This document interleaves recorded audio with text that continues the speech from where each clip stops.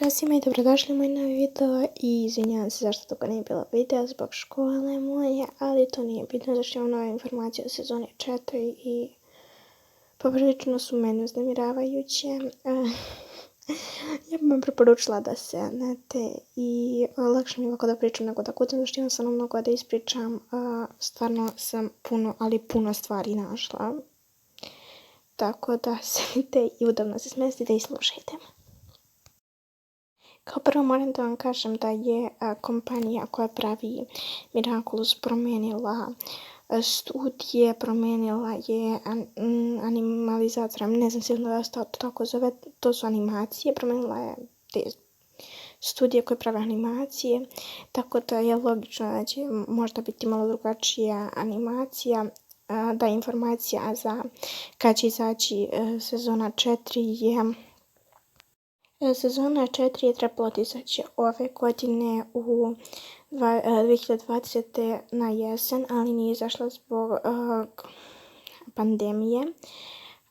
Novi datum izlaska sezone 4 je septembar 2021. Sad, ja sam shvatila da je to 1. septembar, zašto je to godišnjica Miraculusa, pa verovatno će biti 1. septembar. Onda imamo prekršt novih informacija. Pokušat ću da vam objasnim što više mogu, zato sam sve morala kopiram i da prevodim na srpski. Neke stvari možda nisu dobro prevedene. U svakom slučaju ima mnogo bitnih činjenica.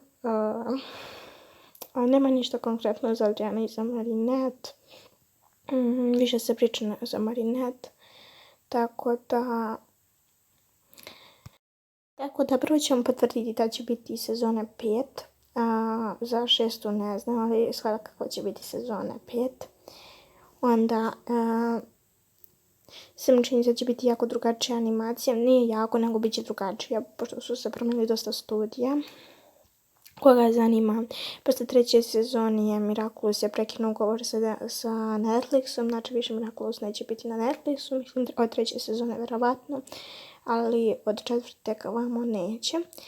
Tako da isto 4. sezona će se emitovati na Disney+, isto da znate, to je jako bitna informacija.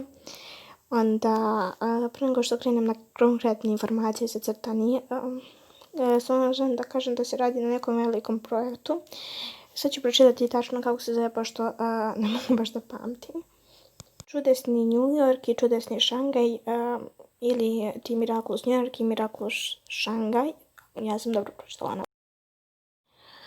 Sad ćemo krenuti s informacijama koje su bitne.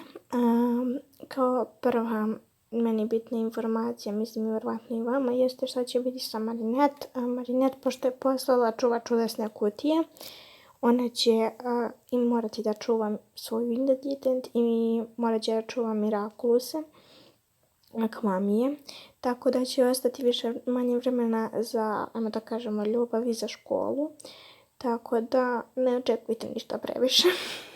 Barem koliko sam ja razumela. Onda što se tiče Chloe, Lile i Kagami i mislim Luka, nisam sigurna.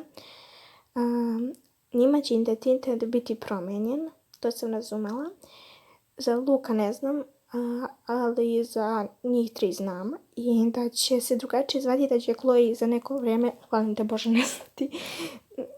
nestati na neko vrijeme iz crtača, neće biti Zavek, ali više neće biti Chloe Bourgeois, Lila više neće biti Lila i Kagami više neće biti Kagami. Tako da čisto znate da će njim promene identitete. Da, barem tako su naveli u ovom članku koji sam ja prevela. Informacije bi trebala su 100% tačne, tako da dalje. Znamo da će se Adrianov rođak Felix vratiti, koji je gledao 3. sezonu, znamo o kome pričamo. Ko nije, pogledajte. To je prvi deo gdje ću vam ovo sve pričati. Za kraj ovog videa, pošto stvarno već 5 minuta pričam ovdje, ću vam kažem da će Marinette morati ili da se odrekne svog čuvaštva na Miraculousima i Diki, ili da ode u hram da trenira kao da bude čuvar, kako sam ja razumela.